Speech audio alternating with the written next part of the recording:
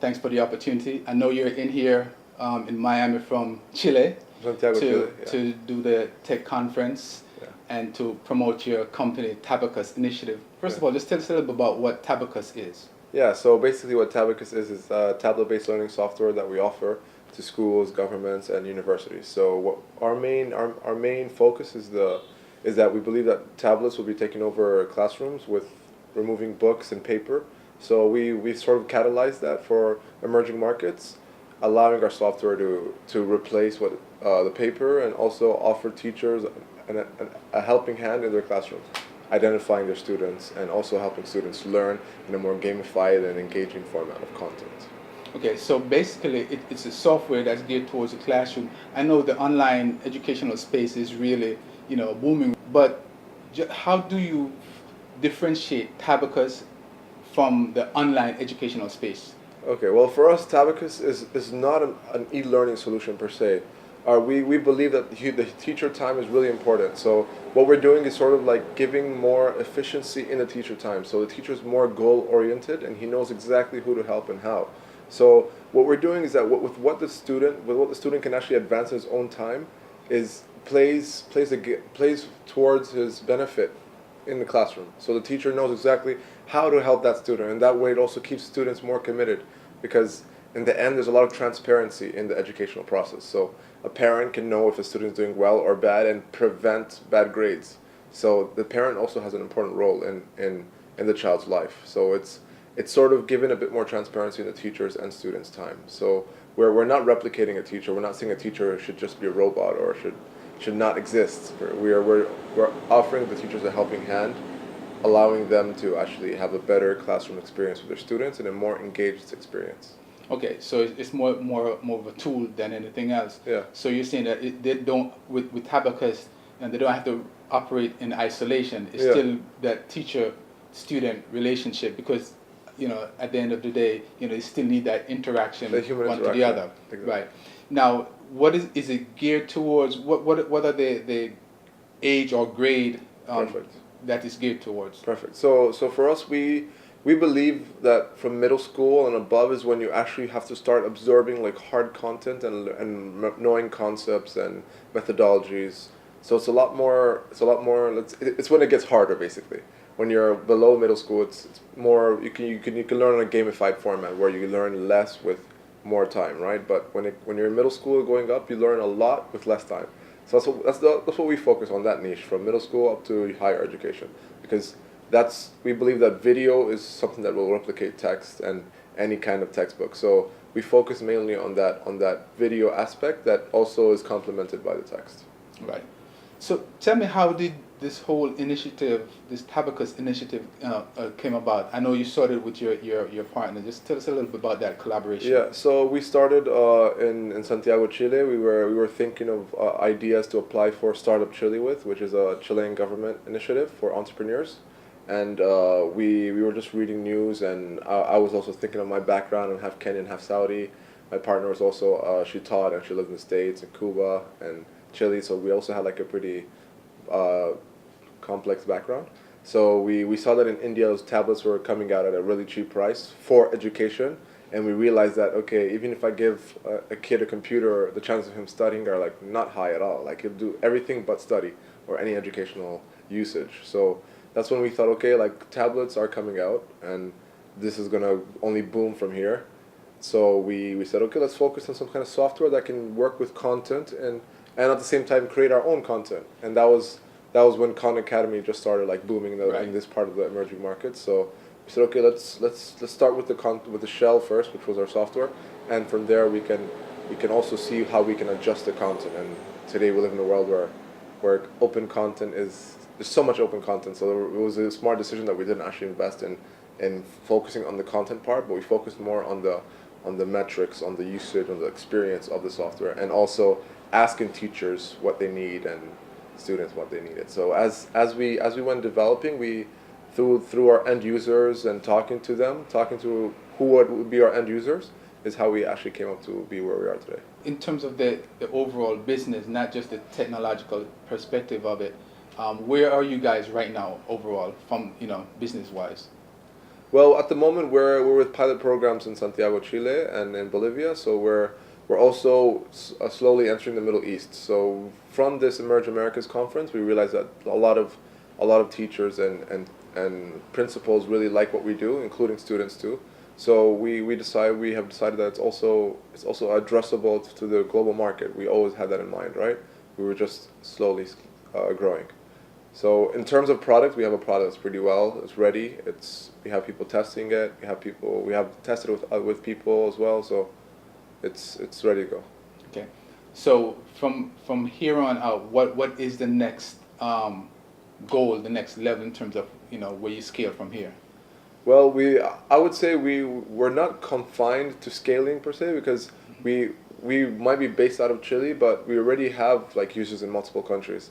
So that's something that already gives us a testing platform in a way on how we would scale and how much we can grow our user base, right? So I would just say we're just going to continue doing what we're doing, spreading our word and letting the word of mouth move, because that's how we've been growing so far, through word of mouth. Right. People have been talking about us, and that's how we've been getting intros, how we've been talking to other universities, other schools, and even we've met some like people in politics too who really like what we do. So we feel that there's no real refining of what our market is, or Right. who we should be allocated to. We've spoken before. Actually, we've only met like what three days ago, Yeah. and you talked about the fact that the rural areas in particular, Yeah. where there's so much possibilities as far as education is concerned, there isn't they might be lacking electricity, Yeah. and everything is more mobile. Mobile meaning whether it's cell phones or tablets. I know Yeah. you're primarily tablet Tablets. based. So do you see that also as one of the core, if I would, interests Yeah. in terms of the whole initiative here? Yeah, for sure. Because I'm Kenyan, so like that's something that really made me get to where I am today. That passion, the drive that I personally have. I grew up in the Middle East in Saudi Arabia, so I would see the two like extremes. In Saudi Arabia, people would have iPads, tablets, and they would Right. not even use it. They throw it away, it breaks, they don't care. In Kenya, I would see people taking papers and books and studying on the street lamps because they don't have light in their houses. So that kind of is also what we're looking for to do. Like we're looking at the extreme cases of teachers who are public teachers. They teach 45 hours a week, and they have 45-hour weeks, and from that 45-hour week they have 40 hours of teaching, of classroom time, Right. and 4 or 5 hours to prepare those 40 hours. So we're addressing those teachers, and we're also addressing the students who have access to internet once every month or once every 2 months, and that's also what we're always keeping in mind, both extremes. The ones who have internet all the time, maybe even a 4G connection, and those who have access once a month, so they can synchronize their content once a month and still have enough to get them by for that whole month. Good. Now you spoke about your backgrounds and experiences for both yourself and your partner, Yeah. Carmina. Yeah. And just tell us a little bit about that journey for you, and how does that play into what you're doing now. Just give us a sense of that journey. You talked about Saudi Arabia, you talked about Kenya, Yeah. and you're in Chile. Yeah. That's a very intriguing experience. Well, I grew up in Saudi Arabia. I traveled to Kenya twice a year for like pretty much all my life, and I really felt Kenya as home as well. So I actually lived in Kenya for my last 2 years, and I worked in Saudi Arabia.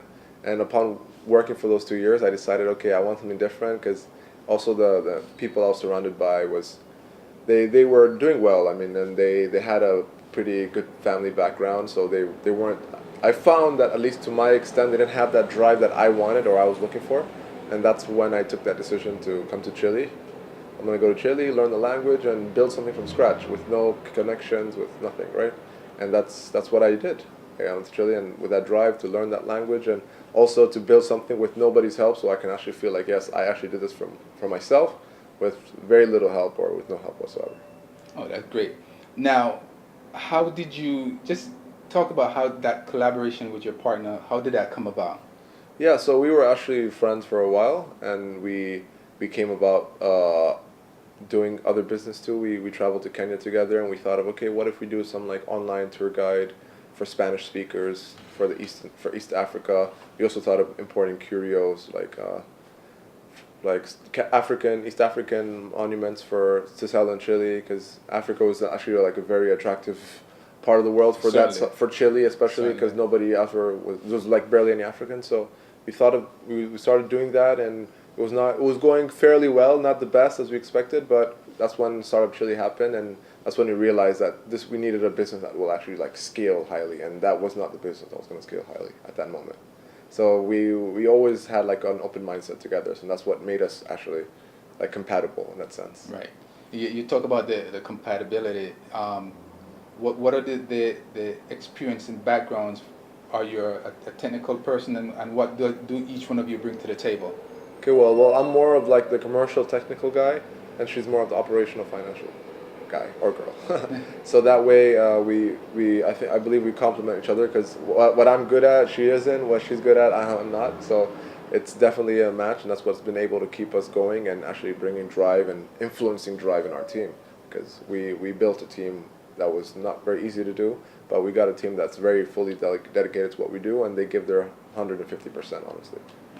Latin America right Yeah. now is really hot, if you Yeah. will, where the whole technology is concerned, and technological enterprises. Where does Chile fit into that? I know people often look at places like Mexico, Argentina, probably Venezuela, but where does Chile fit into that space? Okay, well, I think Chile, ever since we started, has really changed a lot.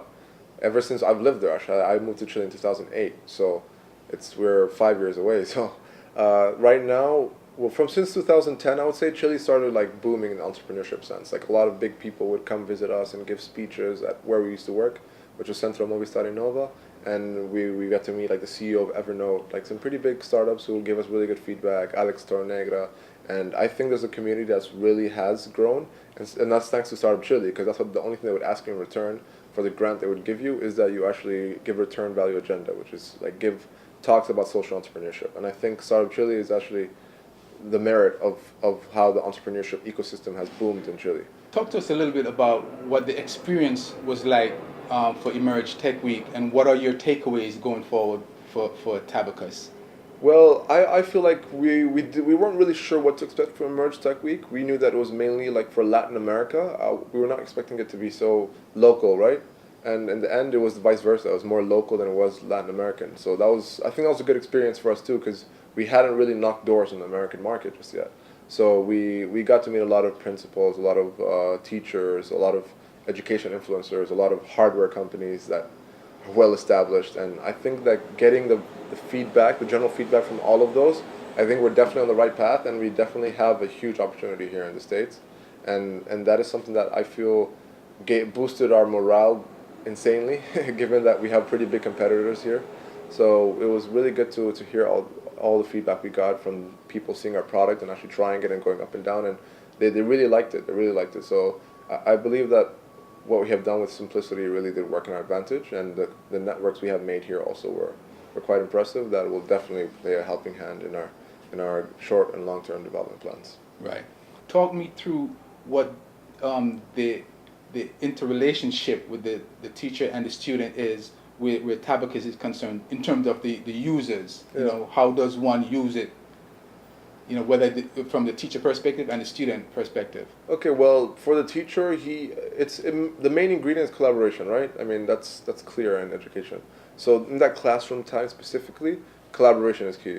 So the teacher should know exactly who to help, and that way has like a pecking order list of who to help and when, right? So I can see, okay, this let's say Mohammed needs help, so I'll help him. Let's say Juan needs help, so I'll help him after. So that way I have a clarity as a teacher on who to help. For a student, I have my own pace of learning, so the time I take is irrelevant. Obviously, there should be like a peak time which a teacher can use to identify when somebody needs help. So for the student, the idea is that he can focus on his own pace and learn at his own pace without any pressure, without any let's say he shouldn't be shy of asking any questions. So he can do it through the tablet as well. He can ask like, "Hey, I need help. Can you help me?" indirectly, so the teacher can actually help him. So the idea here is that the teacher has a lot more clarity, obviously, in what he does, and that collaboration that happens between the two is what's going to keep them sustaining and also keep them honest to each other and also successful, because if they don't communicate and if they're not on good terms and if the student doesn't feel like, wow, the teacher really helped me a lot today, and that's what we're focusing on. That's why a teacher actually became a teacher. It's not because he loves answering papers and quizzes. He did it because he wants to help those students, right? And that's what we're focusing on, giving that teacher more of that time that actually makes his career, like at the end of the day, be like, wow, I feel so good today. I actually helped 50 students. I actually helped 10 students, you know? And that's something that I think teachers are maybe lacking today, at least in Latin America, teachers are lacking. How does the integration of the curriculum and the software happen? How does that work? Well, we normally have like a pre-implementation phase where we curate their content, whether Okay. they use open source, Common Core, government content, because most of the governments also have an open source resource, right?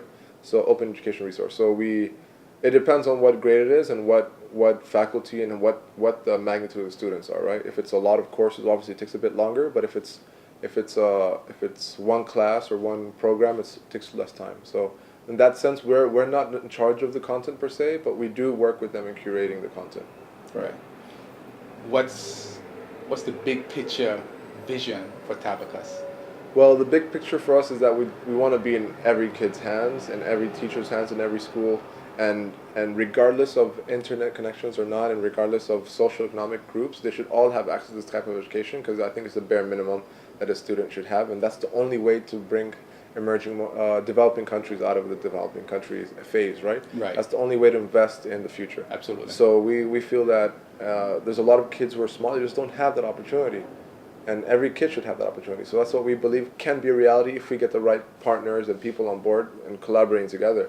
So as us, a small team, we've managed to do so much, and we just think like, wow, what could have happened if we had like more influential people on our side?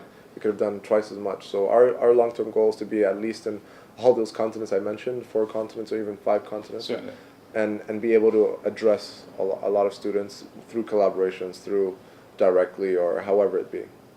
Yeah, it sounds exciting, and I know we spoke a few days ago, and I'm certainly excited about what Tabacus Initiative has to offer, and I'll be watching it closely. I want to thank you for your time. I know it's busy. You've been here just for a few short days. The noise notwithstanding, just make it happen. So again, thank you very much, and continued success. Thank you very much. It's a pleasure. We'll be in touch, and you're always welcome to visit us in Santiago, or we'll be visiting here in Miami as well.